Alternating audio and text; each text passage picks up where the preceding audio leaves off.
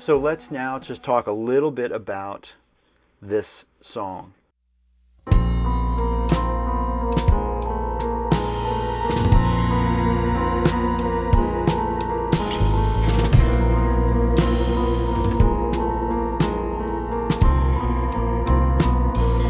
What's left when fortune fair returns a thief? Providence is too brief. What's left to grieve? Currency, the bitter rain. After the flood, what remains? The wine of Lebanon.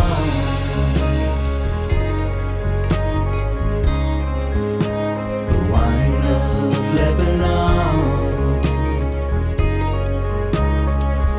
What's left when harvest tugs upon her yoke?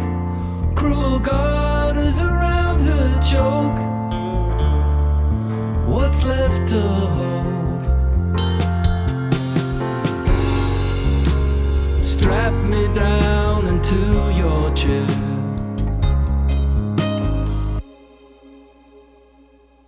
So just so you understand a little bit of what we're looking at, instrumentation is bass, drums, there is some guitar overdubs, some synths, the main piano, vocals, and strings all through here. First of all, let's focus a little bit on what we're hearing. I'm going to start the playback again, and I'm going to bypass the tape so we can just kind of hear a difference of that. So here's with the tape. What's left when harvest tugs upon her yoke? Cruel garters around her choke.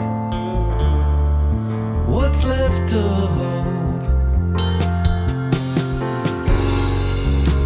Strap me down into your chair.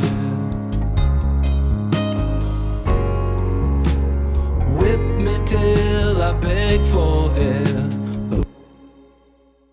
So now let's listen to that same verse without the tape. What's left when harvest tugs upon her yoke? Cruel garters around her choke. What's left to hope? Strap me down into your chair. Whip me till I beg for air. The wine. So the tape emulation is adding a lot of depth to the stereo field, the weight of the track, the warmth, the frequencies, the way they're gluing together, and just the way everything sits, just so much nicer with the tape. The other thing that I want to point out, if we open up our inputs, we're going to see where we have the console emulation. Let's turn that off on the main 2-mix summing. What's left when harvest tugs upon her yoke? Cruel garters around her choke. What's left to hope? Strap me down into your chair. Whip me till I beg. The change is a little more subtle than the tape when I'm switching back and forth, but there is a difference. I'm sure you can appreciate that. And the thing to keep in mind is it is an accumulated sound, especially through the console routing.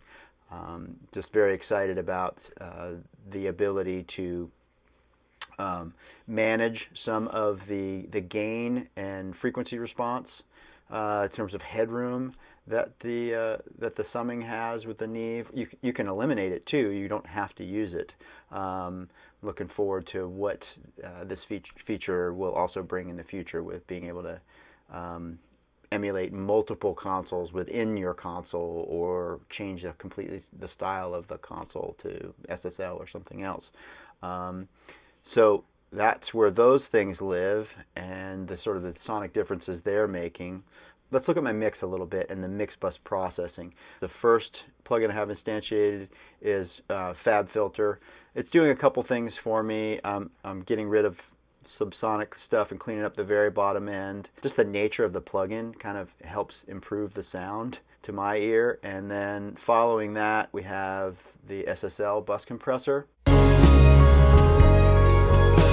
offered me the wine of Lebanon. So as you can see, I'm just doing a little bit of gluing, low ratio, very slow attack, fast release, using the curve bender EQ, opening up the top and mid-range a little bit, adding a little bit of bottom, and then the last stage I have the Oxford limiter for some peak stop and a little bit of enhancement here, using the enhancement curve. It's a pretty simple mix bus process. This is a fairly organic live instrumentation track. The tape and the Neve summing are doing a lot of work.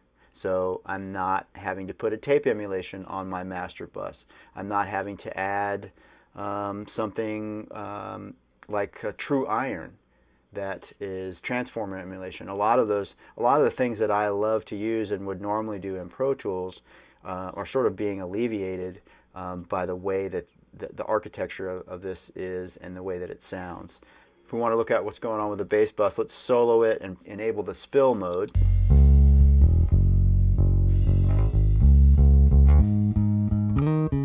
EQ compressed on the way in. So I'm not doing additional processing on the bass tracks themselves. I'm combining them to the bus. And the first thing in the bus is an SSL channel, primarily using it for its tonal character as an SSL, but it's just here doing a little bit of EQ, using a 33609 as the compression.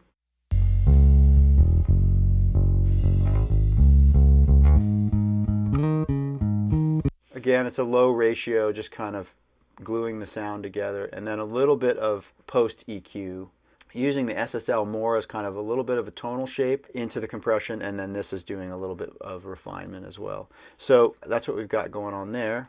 Let's go take this out of spill mode, and then let's kind of just go down the line and look at what the other processing is on the drums. So we'll go into the spill feature, play the drums. Strap me the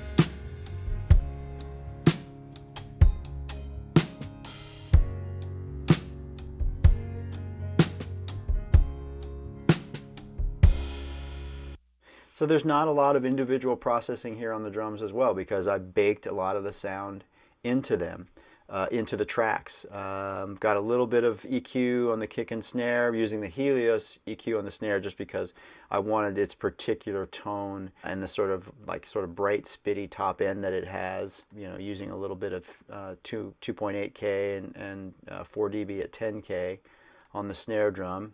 Overheads, cleaning up the bottom end a little bit, managing some mid-range. So there's a balance of the drums, and the processing's really being handled here on the bus.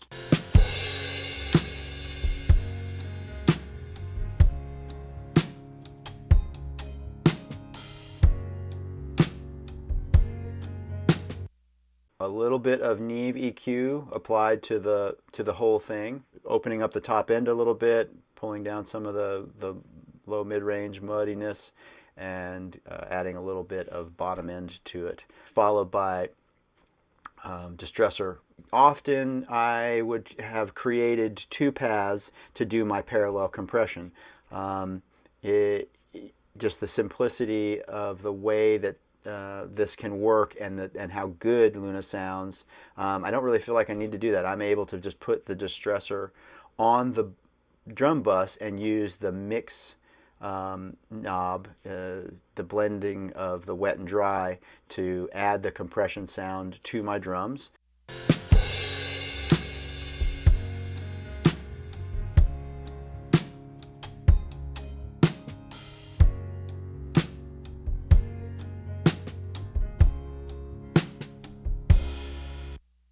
with the tape emulation on everything, especially the drums, I'm not forced to have to do a bunch of extra compression and parallel management to tame the transients and get things to shape how I'd kind of like to hear them. The tape emulation is doing quite a bit of that for me. So this track right here is this is what was done as a MIDI mock-up for the strings, so that we could get to an arrangement that myself and Cass liked with the string arranger, and that's just the way that we did it.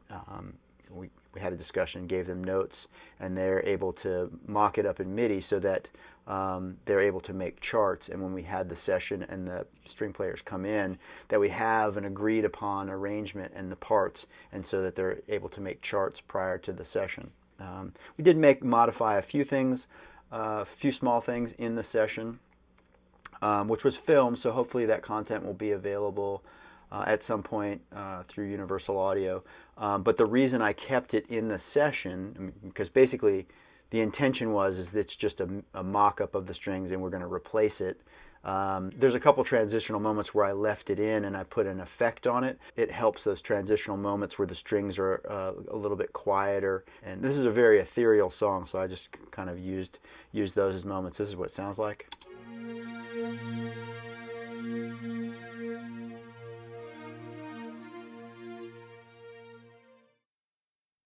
So I just used the ADA flanger on that just to kind of get that sound. And so it just in these transitional moments.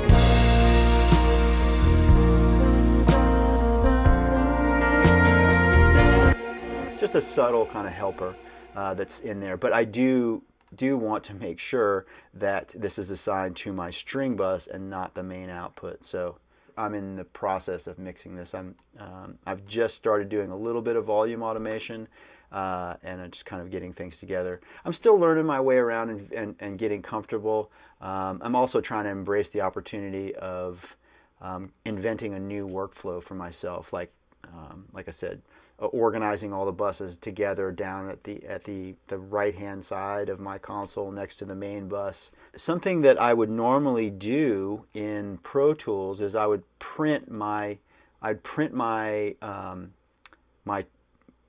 track, my 2-mix track, in the session.